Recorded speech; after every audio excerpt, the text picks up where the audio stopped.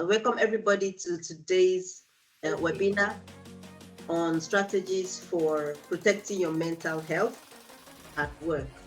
My name is Chinelo Ntagu, and we'll be diving into this important topic that is rarely talked about. We have with us Mrs. Fiddausi Abba Wada, our guest speaker, who will guide us on how to protect our mental health. She'll also give us the strategies and methods of things that we need to do to avoid breaking down mentally.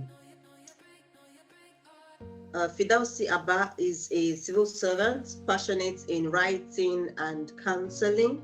She is the founder of Your Therapist Initiative, an online psychotherapy program that offers free consultations to people, enabling them to rediscover themselves, and her aim is to help people take care of their mental well-being. But before we go into the presentation today, I would like to inform us to bear in mind that this webinar is being recorded for later distribution. We have already some persons online with us. That is to tell you how important this topic is. If you have questions to be answered, please use the chat area. And if you want to ask the question personally, you can click on the raised hand feature, and then we'll let you into the call so that you can ask your question directly. If not, please use the chat area. And we'll do our best to answer all your questions at the end of the presentation. So, Mrs. Fiddausi Abba, you're welcome. Thank you for making it to today's webinar.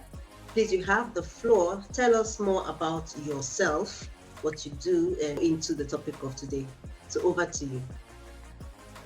Thank you, madam. I'm happy you sorted out everything. Good morning. My name is Fiddausi Abba Wada. I'm happy to be here. Thanks for having me. Thank you for giving me this opportunity to talk about something I've been passionate about. I attended Bayero University, Kano, popularly known as BUK, where I obtained my bachelor's degree in education economics. I am a civil servant, as she said, and I am currently working with the Kano State Agency for Mass Education. I have a passion for writing and counseling, which was why I founded Your Therapist Initiative in December 2022. It's nothing big, it's just an online platform where I do free consultation. It started with family and friends, but then I've extended it to strangers too. I am a small-scale entrepreneur and I am an MC, but I focus on formal events for now. So that's all about me. I'm married, I have 2 beautiful daughters. Okay, thank you for your introduction. Can we go now into the topic of today, which is strategies for protecting your mental health at work? Yes. The problem is a lot of people are going through mental health issues, but they don't know.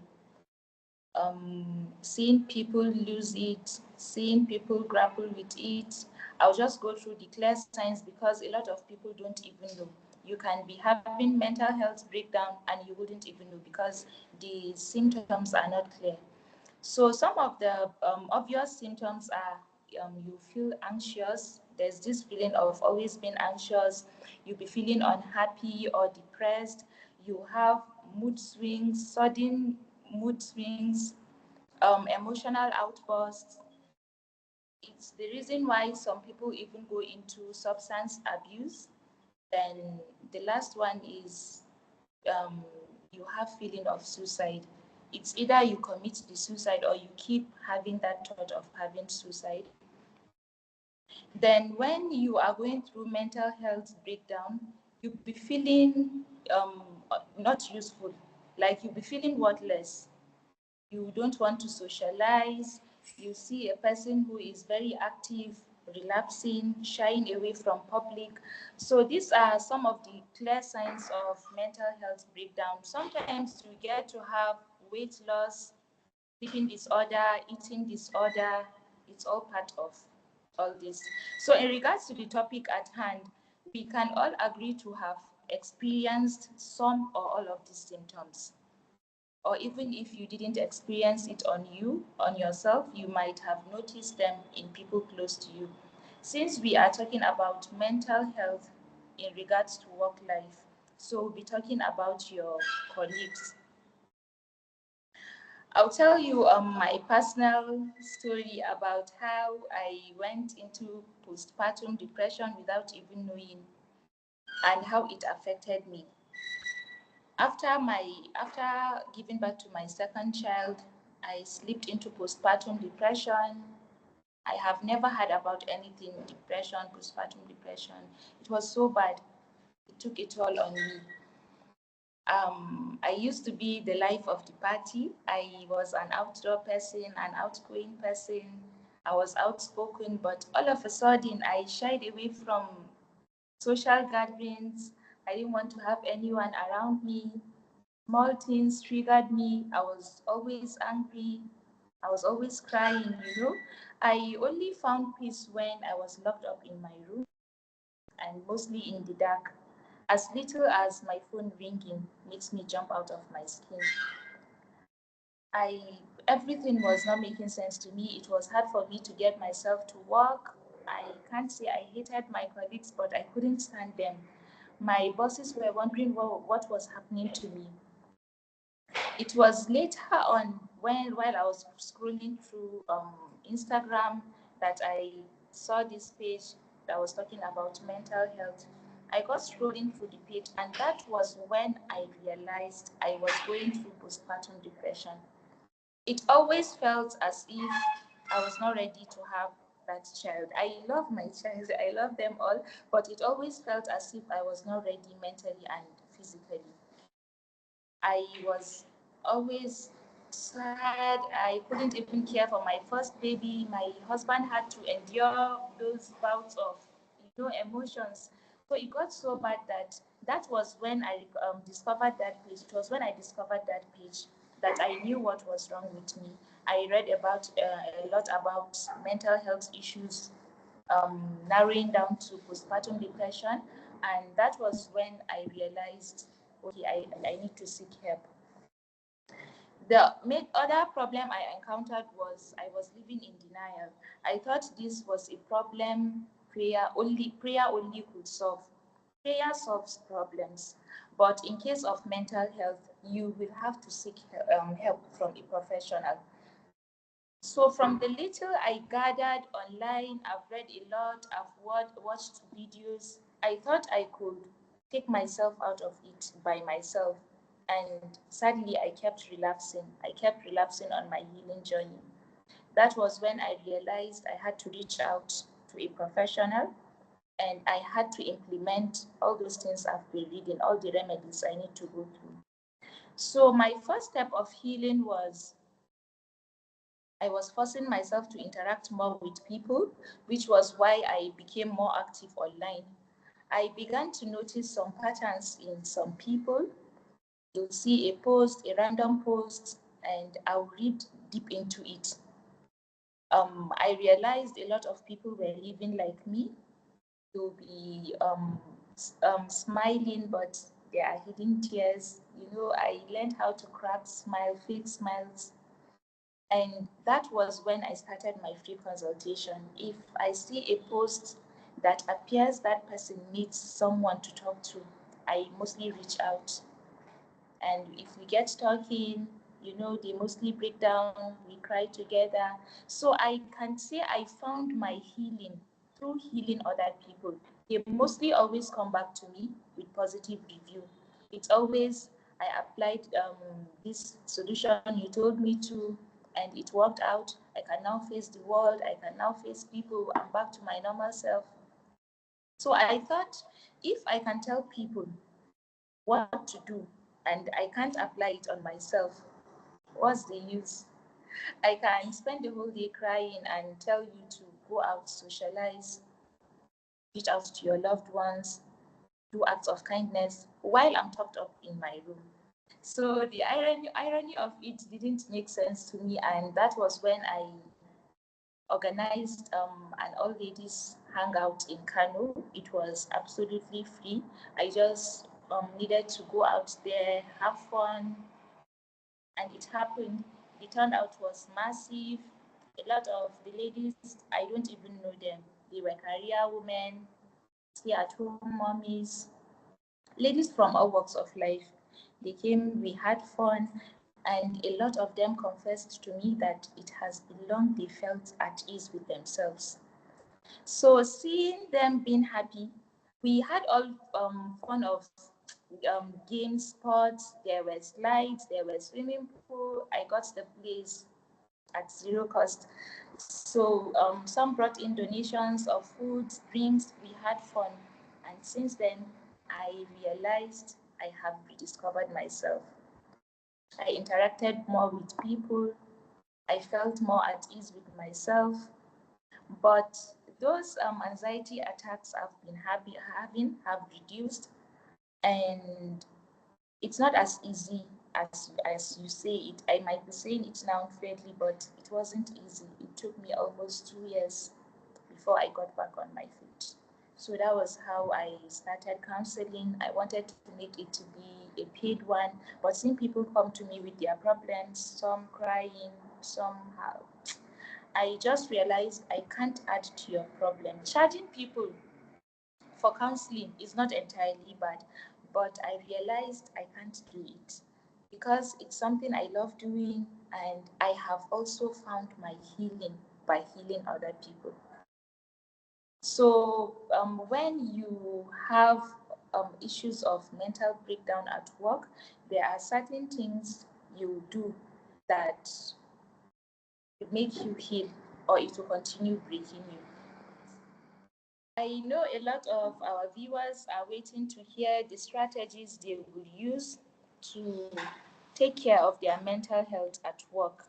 How many of you out there have felt overwhelmed or burnt out at work? Now let's discuss this. We'll start by doing a little exercise. So can we take in deep breaths, please? 2 to 3 deep breaths. I guess we are all done. So first and foremost is to study your surrounding and recognize all your triggers. It depends on how your work environment is. Some work environments let you just be on your own. Maybe you'll just be alone in your office, or you will have to share your working space. So look around and recognize what triggers you. Before you even realize you have mental health issues, your work is affecting your mental health. There must have been some clear signs. Maybe it's disrespect from your colleagues. Maybe you don't enjoy working there. Maybe the environment is not for you. Your bosses might be hard for you. Maybe your employers have issues with you. Just look inwards and recognize what makes you don't enjoy doing that work you do. I can remember I could stay up all night just thinking about how I would get myself up and go to work. It was that bad. It was. So when you recognize your triggers, move away from them, there's nothing that communication can't sort. So the first step you have to take is, if there's anyone giving you a hard time, talk one-on-one to them, communicate. Hello, Mr. This or Mrs. This, I don't like the way you talk to me. It seems you are dishing out orders to me. It seems you back orders at me. I don't like how you talk, but be polite. Then establish clear boundaries. If your colleague is disrespecting you or is doing something annoyance or anger, try as much as possible to get away from them. It's not as if you won't have a good relationship with them, but if they only get to you when you sit and talk with them, avoid it. Just talk on only official matters. If it's something that has to do with your time or your personal space, just discuss your boundaries with your employees and your colleagues. Tell them, I don't like my drawer opened. Tell them, I don't like my space being invaded. If they adhere to it, fine, and if they don't, then you devise other means. Maybe you can report or ask your boss to change your, but just don't let a problem slide and assume it will stop. When they push you to the wall and you take a certain action but don't be violent, they know they are the cause of it. Then create small enjoyable activities throughout your workday. Don't just be too serious, don't be too uptight. Look for things to divert your attention from work, like you can take coffee breaks. Of course, not during working hours. Every workplace has a break time. Go for simple walks, talk to your favorite colleague, or just call your spouse on the phone or chat. Do what makes you happy. You can do stretching exercise just to calm your nerves. Then do not be a people's pleaser. And this is where people keep having problem. If you want to please everyone, you exhaust yourself. There's no way you will always be there for everyone. It's not possible. Just be kind at your own pace. Of course, there are times when you have to go out of your way to help someone out, but let it not be on a daily basis. You can't be running around for everyone and expect to have that peace you seek. You can't have it. Then develop a clear anti-bullying policy for yourself. We all know people get bullied at work, but a lot of us don't have the courage to come out and say it. Some are shy, some are ashamed of saying, okay, my colleagues are bullying me at work, but it happens. It takes the will of God to always get yourself up and go to work because you are afraid to face that particular person or those group of people. So when you develop a clear anti-bullying policy for yourself, make sure not to bully others too, with your words, your actions, and whatnot. Be aware that your workplace comprises of people from different backgrounds, different walks of life. So you can't expect everyone to just be like you. When you put this at the back of your mind, I think you will be able to interact better with people with an open mind. Give people benefits of doubt. Don't be too hard on people and don't expect too much from people. Just be you, be yourself. And I think when you follow these strategies, you will enjoy your workplace, you enjoy your job, you won't have issues or problems with anyone. Thank you. Thank you very much, Mrs. Fiddausi. And Inusa Ibrahim left a message. He said, this is a good presentation and the topic is also good. We are learning and easy understanding from the speaker. So thank you, Madam Speaker, for giving us your time. We just have a few questions, if you don't mind. So you spoke about different strategies that we can apply in our workspace. My question now is, how about if it is your boss who is giving you that stress? Maybe you have a toxic boss and it's causing you that mental issue. This is somebody you're supposed to be reporting to, but he's the one, or her, or whoever it is. Your boss is the one who is giving you that stress. How do you go about it? I think you should also apply these strategies I just mentioned, but you have to be more cautious since it's your boss or even your employee. What you have to do is set those boundaries. You know, there's always a contract at the beginning of your job before you even start. So when you go through them carefully and there's something that doesn't sit well with you, I think you should open up and iron out the details. like calling you after working hours or making you stay behind after working hours. You know, a lot of people do that. And maybe you've already planned your schedules. You're planning to run home to your family or something else you have doing. Or your boss talks to you the way you don't like, maybe in a disrespectful tone, or even the working atmosphere does not suit your I don't know what you want in life. So if I find myself in this kind of situation, first of all, I'll calm down. I will look inwards and check myself first. Is there something I am doing that is wrong, that is in clear contrast with my employer's policy? If I'm free of that, I will walk up to my boss and talk to him politely. Excuse me, sir, I want to talk to you. Please, I don't like how you talk to me, or I'm not comfortable with some errands you send me, or after working hours, I have a family to go back to, or I have things to do. Can you please not make me to work after working hours? Just address the problem. Whatever the problem is, just address it. Of course, in a polite tone. You wouldn't want to lose your job. If all these efforts go in vain, then I personally will leave. I'll leave, I'll quit that job. You resign, you will quit the job? I'll resign because there's nothing worth jeopardizing your mental health for. You might just wake up and start thinking of suicide because you don't enjoy your job. And it's not something you know you leave very soon. Hopefully, everyone wants to work until the rest of their life or until when you feel it's okay to stop. So, prioritize your mental health and also prioritize getting a good workplace.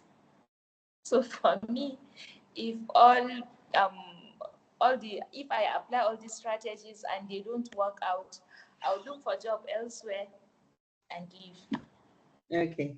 Thank you so much for this breakdown. It's an in-depth one. Where would you suggest that we look for help?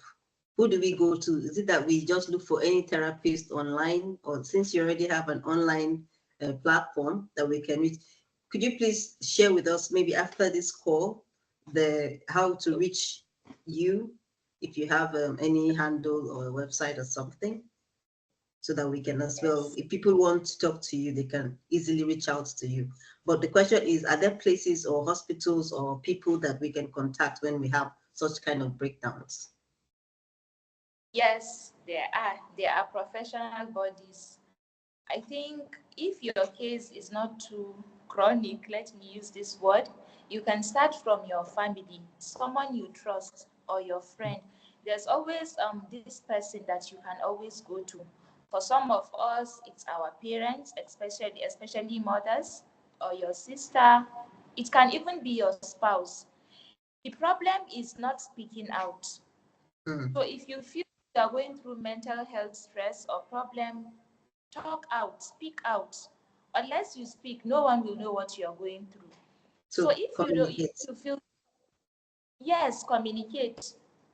I told you I was living in denial because it Mm. felt as if I reach out to a psychotherapist, maybe I have mental issue, like And psychiatric our issue. society also does not support that idea. Yes, yes. So if you still feel that way, start from someone close to you. Start from Okay. someone you love, someone you have a fair ground with. If it Okay. proves about, you can now look for a professional. There are psychotherapists in almost all mental hospitals or even some private hospitals. You can just walk in to a good hospital and ask them you will want to see a psychotherapist, please, and they'll point you in the right direction. Okay. Thank you so much. Are you supportive of the fact that organizations should actively promote written mental health policy? Because it's still a new kind of topic, but it's very important because especially during the COVID period when there was less interaction, a lot of people Yes. went into depression. A lot of people had that problem. So would you support the fact that organizations should have something written based on that mental health so that people can have something to go back to and report, okay, this. Yes, I feel this particular topic is not being done justice to. I And the truth agree. of yes, a lot of people are going through depression without even knowing it. Our society puts a lot of expectations on you, and you just have to keep up. If you Yes. have a family, they must hold you accountable.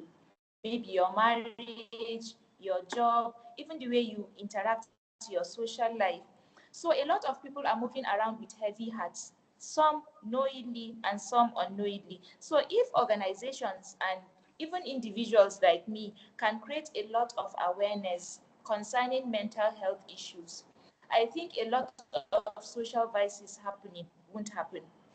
You see Mm. all these youngsters taking part in substance abuse. Do you think they just woke up and decided to have a moment of their life? It's not as if a lot of them enjoy it. When you talk to them, a lot of them have slipped into depression without knowing, and they don't have who to open up to. A lot of people can't open up to their parents.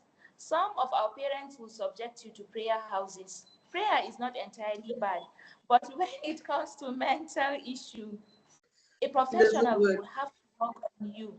Yes, so they'll tell you be more prayerful, avoid bad friends. Things don't happen overnight. So Mhm. if organizations create awareness, a lot of people will come out and discuss their problems. A lot of people will even know, okay, I have this problem and I Mhm. need a solution.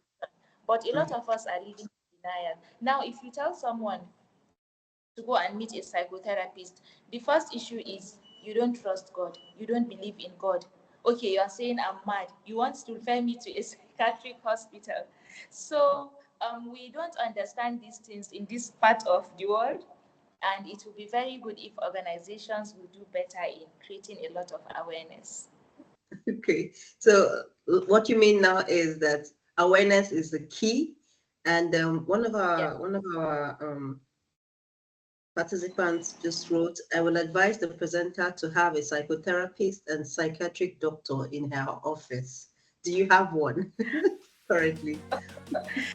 So Okay. the But problem at was, least, you know, I told I yeah. told you I don't do paid sessions. Mm, I actually wanted to start, but when I was doing office hunting, oh my God, the prices were exorbitant. It was something I could not even start. I don't know where to start from. So I just okay. decided to do it online. But what I mostly do is if your problem persists after I have given you my few and small tips, I will now refer you to a therapist I know, a certified Mhm. therapist. Okay. So Makes that's sense. what I do Okay. for now. But I hope in the future, when I finish growing, I'll get. Okay. Thank you so much for giving us your attention and your insight in this topic as regards mental health at workplace and at the home. And advice would you give people who are listening to you based on mental health? What kind of advice would you give to them? Oh, my advice is please, when you have a problem or you feel there's something wrong with you, please open up. There is always a loved one hanging around. Even if you won't come online and talk to someone online, there's always that one person in your life that cares about you. So the key is open up, communicate, know you have problem, and be intentional about getting help. And I think um, knowing you have that problem and reaching out to get a solution will solve half of that your mental health problem. Thank you so much for your advice. And So, to our participants, thank you all for joining in. And I hope you've gotten one or two things out of today's presentation. And we have come to the end of today's webinar. Thank you everyone for joining in. And we'll see you in the next session that we'll be having. Thank you and bye for now. bye. Thank you.